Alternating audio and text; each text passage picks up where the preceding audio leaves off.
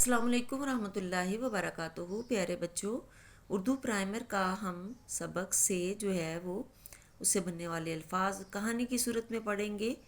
سمر بڑی ٹوکری میں لائے، میرے گھر مہمان آئے۔ پیارے بچوں، سمر جو ہے وہ مختلف قسم کے پھلوں کو کہتے ہیں۔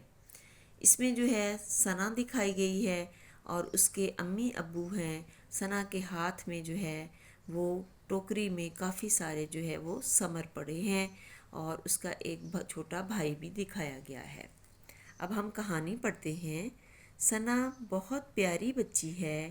ایک دن وہ اپنے امی ابو کے ساتھ چچا کے گھر ان کی عیادت کے لیے گئی۔ راستے میں اس کے امی ابو نے پھل خریدے۔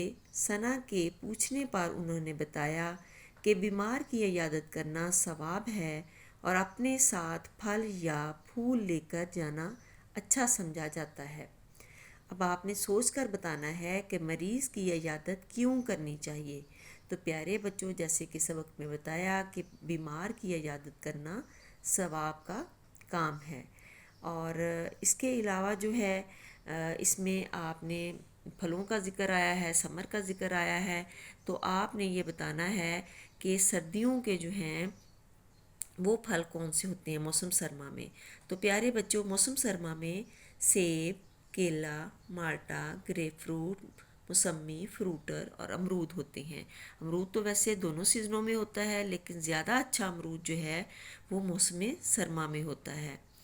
اور موسم گرما کے پھلوں میں آم، آڑو، خوبانی، انگور، امرود، تربوز، خربوزہ، فالسا، جامن، آلو بخارا وغیرہ ہیں۔ اس کے علاوہ آپ نے ذخیرہ الفاظ کرنے ہیں۔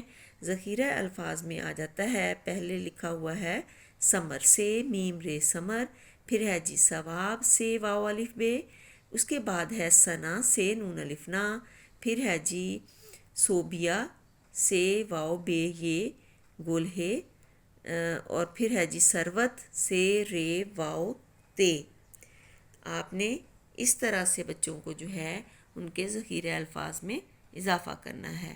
اپنا بہت سا خیال رکھیے گا، دعاؤں میں یاد رکھیے گا۔ اللہ نگہبان۔